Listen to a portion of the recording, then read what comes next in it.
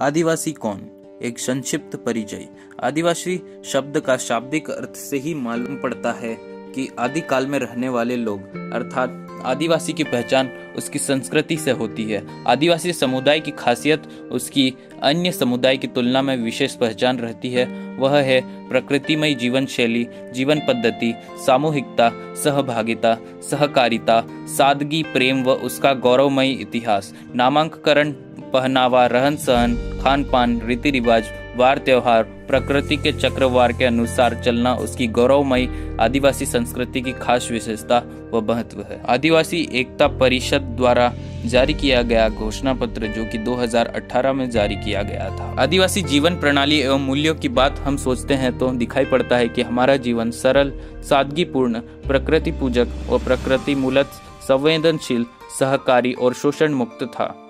हमारे जीवन में निजी स्वार्थ या महत्वाकांक्षाएं समाज के हित के खिलाफ नहीं जाती थी। मूलतः आदिवासी समाज स्वायत्त, स्वतंत्र और स्वावलंबी था। जीवन की हर जरूरत को प्रकृति से लेता था और मृत्यु के साथ अपना शरीर प्रकृति को वापस कर देता था।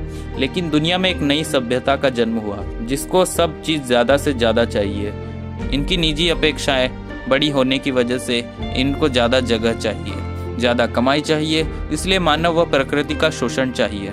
दूसरों के साथ हमेशा झगड़ा चाहिए, इसलिए चंद लोगों ने जल, जंगल, जमीन और खनिज संपदा पर अपना कब्जा जमाने की कोशिश की। इसके लिए दुनिया में बड़े बड़े अस्त्र शस्त्र पैदा किए और युद्ध हुए।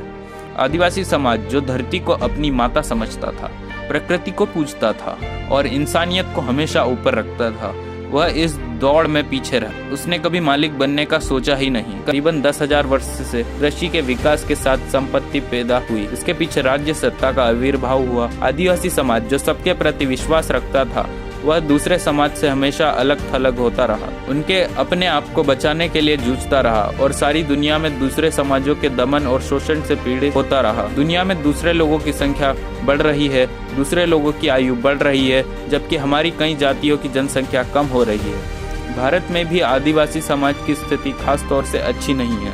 85% आदिवासी लोग गरीबी रेखा से नीचे जीवन जी रहे हैं। आदिवासी जीवन जो जंगल पर ही निर्भर था, वह जंगल कानून से छिन गया और सदियों से दिन प्रतिदिन जीने की थोड़ी बहुत जमीन थी, वह भी गैर आदिवासियों द्वारा छीन ली गई। जिसको पैर रखने के लिए जगह नहीं होती है, उनके लिए अधिकारों की बात सिर्फ किताबी बन जाती है।